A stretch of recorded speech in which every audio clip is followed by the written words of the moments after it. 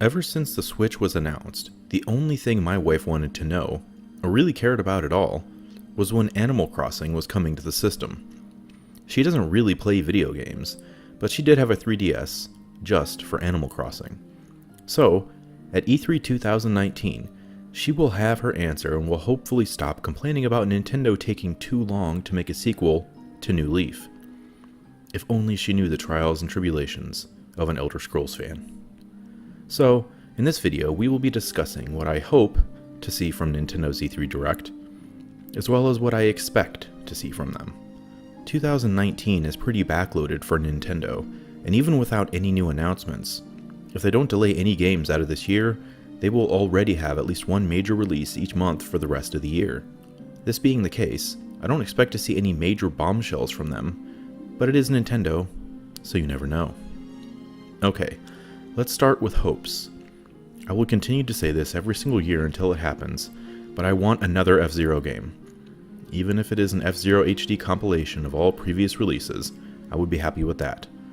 It has been over 15 years since the last FZero game was released, and even for Nintendo, that is an incredibly long time. Racing games don't come around as often these days, but they do still get released on occasion. I am confident that with the level of success that the Switch has achieved, a new FZero game would be profitable for Nintendo. This is an entire generation of gamers who have grown up playing as Captain Falcon in Smash Bros. And probably haven't ever played an FZero game. It is a travesty. Next, I am hoping to see Metroid Prime Trilogy come to the Switch. With the extremely bitter pill we had to swallow when Nintendo announced that Metroid Prime 4 was being delayed earlier this year, at least this would ease the suffering a little bit. That being said, Nintendo may want to hold this release for another year to bridge the gap between now and when Metroid Prime 4 finally releases, likely on the eventual successor to the Switch. I'd love to have it this fall though, and hopefully with the controls reimagined, complete with gyroscopic aiming support. Another hope is that we see Bethesda announce a Fallout 3 port for the Switch. People have been asking for it, and Bethesda has continued to support the Switch when they can, with several new releases coming this year for the system. A Fallout 3 port would be perfect for the Switch given its hardware specifications, and playing Fallout on the go would definitely bring more people into the Switch ecosystem. I have been playing Fallout New Vegas on my GPD Win 2 and it is great, but the Switch is just more comfortable and easier to play games on in general. I would also like to finally see what Retro Studios has been working on all this time. It has been 5 years since their last game was released, and during that time there have been numerous rumors about games that they have been working on, some of which have, according to those rumors, been cancelled. Who knows what the truth is? We do know that they are now working on Metroid Prime 4, so that means that whatever else they were working on is either coming out soon, because it is finished, or it was indeed cancelled, and they are just moving on to Metroid. If we don't see anything from Retro at this E3, then I am assuming that the next game from Retro will be Metroid Prime 4 sometime in the early 2020s. Next, by the time E3 rolls around, it will be about a year and a half since Bayonetta 3 was announced. I think it is time to give us a new trailer and show some gameplay. It will be interesting to see how the game looks with the additional horsepower afforded by the Switch over what the Wii U could do. There are a lot of people excited to play this game, and I am one of them. Here's hoping we get something, although I still expect this to be a fall 2020 release, since Astral Chain is finishing up development at Platinum Games and they can presumably put a lot more resources against it. Finally, in the hopes category, I want to see Super NES games come to the Switch. It is great that there is now a big library of NES games available, but Nintendo really needs to add additional value to the Switch Online. Super NES games would be a great shot in the arm for the service, along with other exclusive games like Tetris 99. Come on, Nintendo, I just want to play Zelda: A Link to the Past and Yoshi's Island on my Switch. With my list of hopes out of the way, let's discuss everything I'm fairly certain Nintendo will cover at E3 this year. First, and by far the most important, is Animal Crossing. Animal Crossing may not seem like a big game to the hardcore gamer, but this is a huge franchise for Nintendo. New Leaf sold over 12 million copies on the 3DS. More importantly, it skews more female than any other current Nintendo franchise, which will ultimately sell a lot of Switches to female gamers later this year. So, I expect to see a pretty big blowout for Animal Crossing. We haven't seen anything about the game, at all, and it comes out later this year. Along with the rumored cheaper Switch Lite, Both Animal Crossing and the upcoming Pokemon titles will move a lot of Switches this holiday season. Speaking of Pokemon, I'm not certain that Sword and Shield will be talked about much in the Direct. However, I do expect for there to be a few hours of gameplay shown during Nintendo's Treehouse Live event. They still have a lot to show, and Pokemon Sword and Shield is coming likely within the next 6 months, so there's plenty to cover in that time period. Next, with Super Mario Maker 2 coming right around the corner, I think Nintendo will focus a lot on it during Treehouse Live, since they already spent 15 minutes talking specifically about the game during a Nintendo Direct. Still, they will want to remind the much broader audience that will be paying attention during E3 that the game is coming and soon. Nintendo's other major release this fall will be Luigi's Mansion 3. I expect a late October release, for obvious reasons, but other than that assumption, we know next to nothing about the game. Hopefully it's more like the first Luigi's Mansion than the second, but Nintendo will likely spend some time at E3 going into detail about the game. I'm excited to play a new entry in the series, and I'm still somewhat surprised that there is actually a third game in this series. Fire Emblem Three Houses comes out in July, so I expect that Nintendo will spend a little more time on the game, but they already had a pretty big information blowout about the game earlier this year. I think instead, we will see another trailer highlighting more environments and combat, but that will probably be it.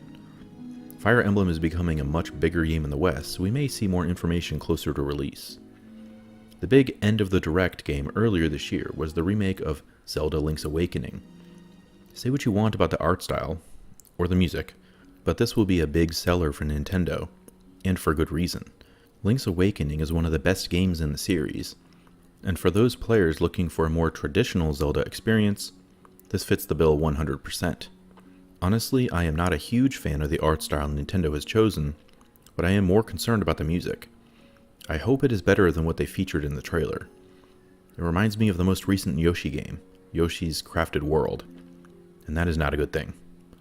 It would be a shame since Link's Awakening has some awesome music that could be reimagined for a new generation of gamers. Still, with all of those caveats in mind, I am a huge fan of this game.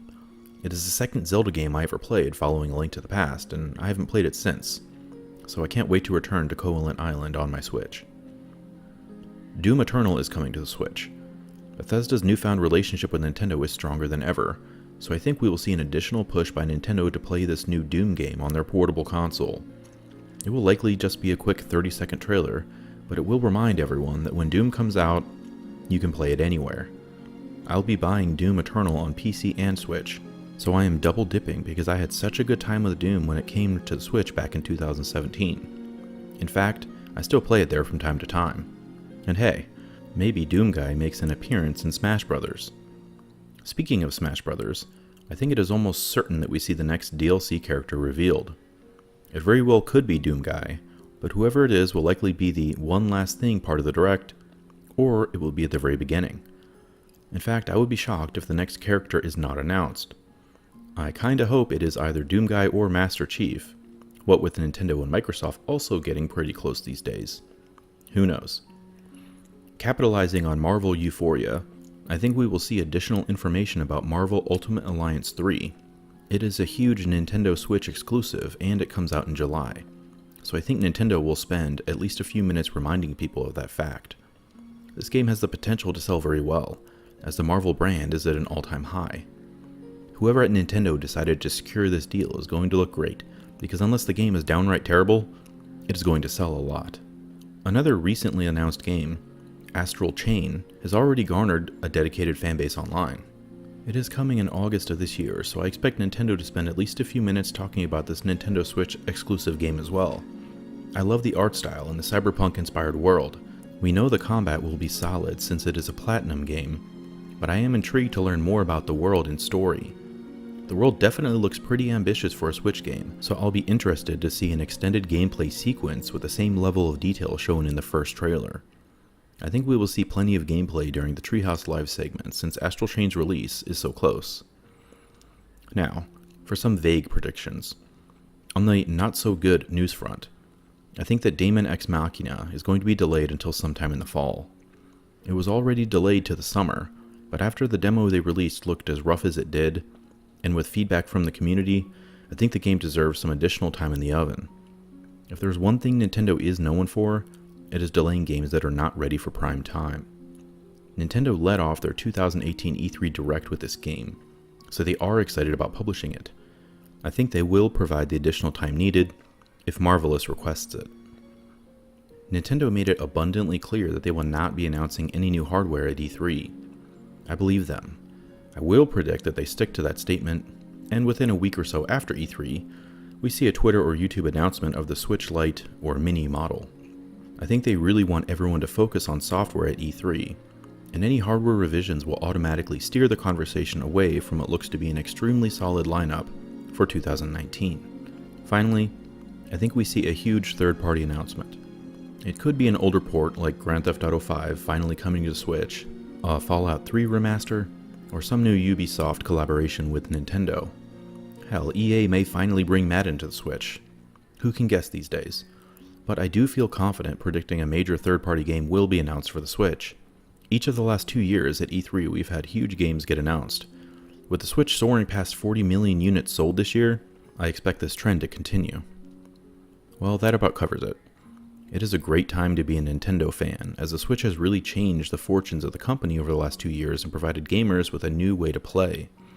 With E3 2019 right around the corner, I am excited to see what Nintendo and their partners have in store for the rest of the year and into 2020. What do you hope to see from Nintendo at E3 this year?